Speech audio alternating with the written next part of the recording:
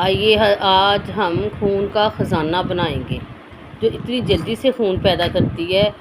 ये मैंने कलेजी एक ली है, इसको मैंने एक बोल में डाल दिया है। बोल में हम इसको शिफ्ट करेंगे। शिफ्ट करने के बाद इसमें हम डालेंगे 1 चम्मच आटे का। 1 चम्मच आटे का डाल दिए। 1 चम्मच आटे का और डाल के इसको हम अच्छी तरह मसल लेंगे हाथों की मदद से, ठीक है। अब ये आटा जो मैंने डाला है ना, इस आटे के साथ सारा खून जो इसका ब्लड होगा ना, वो सारा ये आटा चूस लेगा।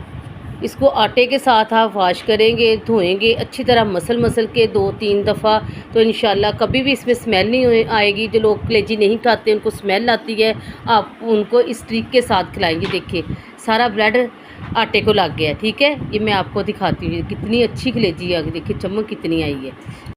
इसको अच्छी तरह हम साफ़ करेंगे। ये बहुत ही अच्छी ट्रिक है आटे के साथ कलेजी को साफ़ करने का तरीका, ठीक है। ये नई ट्रिक के साथ मैं आपको बताने लगी।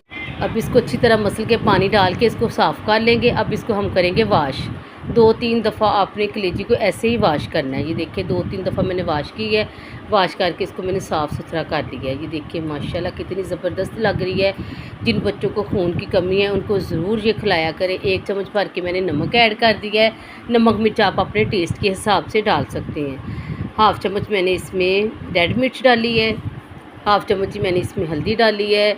1 चम्मच मैंने इसमें सूखा धनिया डाल दिया है पाउडर फॉर्म में, और हाफ़ चम्मच मैंने इसमें ज़ीरा ऐड कर दिया। इन मसालों को हम ना लहसुन अदरक का पेस्ट, हरी मिर्चें, जो लहसुन अदरक का पेस्ट हमने बनाया है ना, इसको हम इसके अंदर ऐड कर देंगे। और ये प्याज हम साइड पे रखेंगे, हरी मिर्चा अदरक साइड पे रख देंगे।